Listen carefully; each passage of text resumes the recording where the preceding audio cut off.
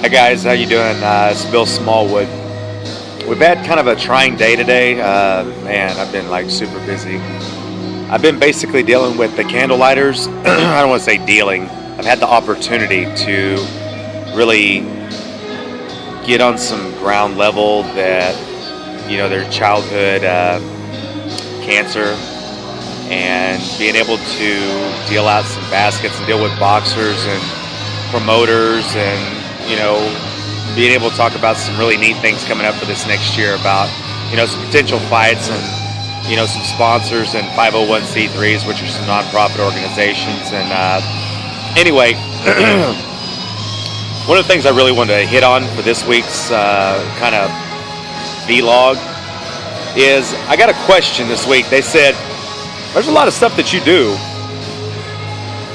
And I answered back, I was like, what do you mean? They're like, well, you know, you fight, number one. You know, your fight career probably needs a little help, but, you know, number two, you promote. Like, you book casinos.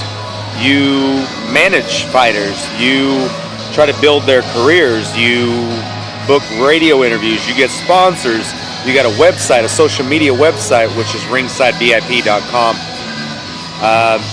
You pitch businesses to be able to invest into your website. You pitch people to sponsor back into you. You are with your Indian tribe. You actually try to understand some of the politics about it. I mean, I'm like, I wear any hat imaginable possible. One of the things that I realized that, you know, it's holiday season. You know, you got Thanksgiving, and this year Hanukkah actually falls on, you know, the first day of Thanksgiving. I don't think it's been that way for like 800 years or so. You got Christmas coming up. You got Canadian holidays. I try to look in the, you know, the bigger spectrum of things, you know, worldwide, because that's the world that we live in, the fighting world. Anyhow, I realized that there were promoters that kind of started getting mad because I started like kind of getting into territory that they thought that they owned. I realized that, you know, there was I'm not going to call any names, but there was a promoter that kind of cock-blocked me for a casino deal. And I didn't really enjoy that. He was the kind of guy that started promoting a show without a contract. This is the entertainment industry. Make no mistake about it. You don't have a deal until you got a contract. So anyway, I had no problem going into a casino and just completely, what's maybe the best verbiage for it, assisting and helping out, because gentlemen, fighters, promoters, whoever it is, whoever you are in the fight game, you got to understand this. I started reading where promoters were doing nightclubs. Like, I mean, this is, you know, you're free to do with what you want, though, but there's backlash. You asked for this job. You asked for this position. You asked for it. So, and so did I. What I realized is this. I was willing to do the right thing, meaning that whenever I get ready to meet with an Indian tribe or a casino or wherever it is, a town or whatever, I dive into the Bureau of Labor Statistics, or I dive into their economic side. I realize, you know, take for instance, you know, like an Indian tribe. I'm going to be able to look over an Indian tribe and say, hey, you know, do they have alcoholism? Do they have drug problems? What are their numbers? What are, you know, what are their, where could we help? Because there's going to be money exchanged here. However much is entirely up to them. Can we help their politics a little bit? Can we help? Is this a win-win situation? They can let anybody throw the fight there. But I realized that I've met a few douchebag promoters that seriously want to run off to clubs and like say, hey, look, you know what? I'm here to get a limo. I'm here to get laid. I'm like, listen, man, it doesn't work like that. You got to be able to invest it back into a tribe. I mean, you're literally going into people's backyards and throwing fights. Me personally, I don't care. Like, you get what you see. I may be a very straight to the point, shoot from the hip. Sometimes I may even be an asshole. But here's the truth. I'm here to invest back into the economic policies whatever it is that you got going on, I'm here to slowly make a decision with you, because I'm not going to have you make a bad decision and you get 6 months down the road and you hate to do business with me.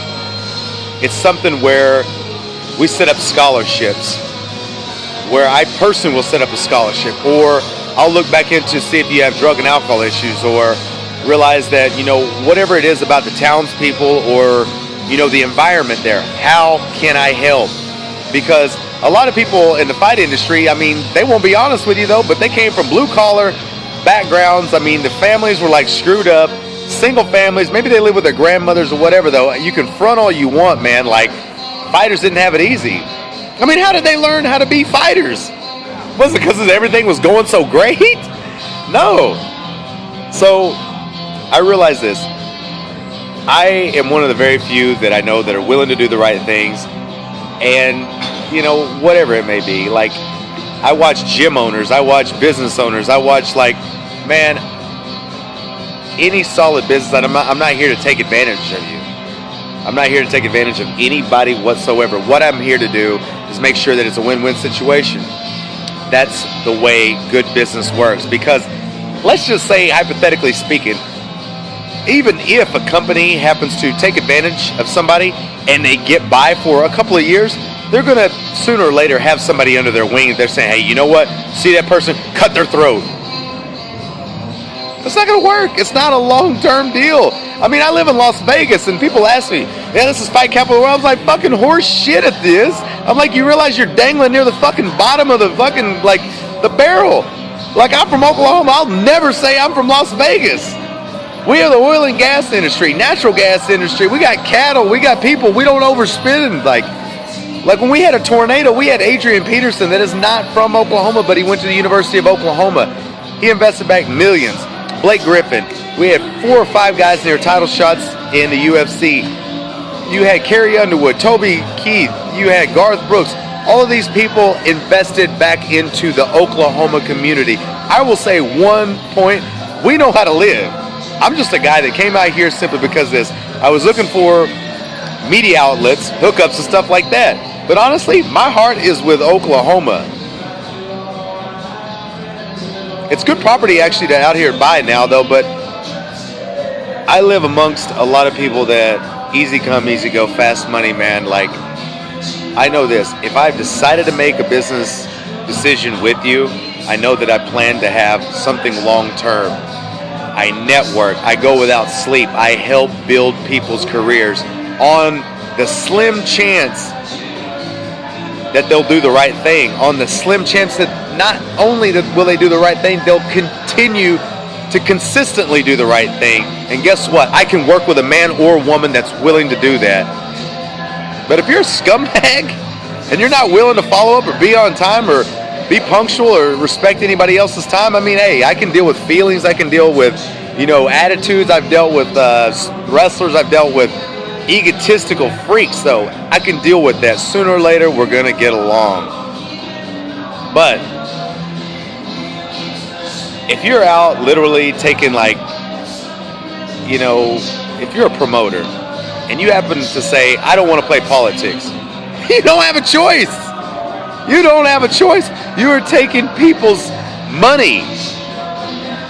What are you going to do with it?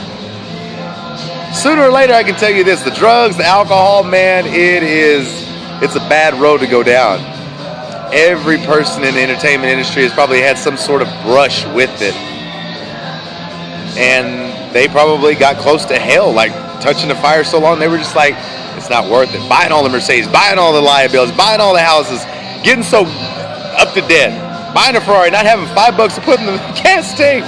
It doesn't work, man. You got to invest back into the people, into the community. If you don't, who do you think's going to buy your tickets? Sooner or later, it's going to, like, I'm going to have that position anyway, because you're able to have a blueprint to say, you know what, just do the right thing. Just do the right thing. Could be that simple. And guess what? You'll be able to pass down that promotion or any opportunity or any politics or any network down to your children, to your children's children. Don't be so short-sighted. Don't think about, like, you know, taking money today just so you can literally eat just today. The fighter mentality was being able to overcome things, being able to jump over hurdles.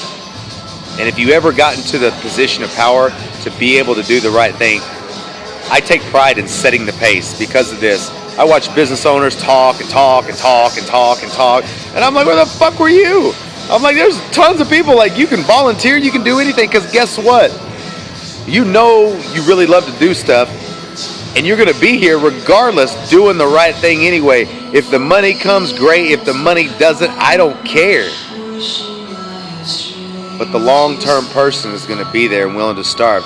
If you can't be here when we're starving, it's going to happen whenever we're all eating.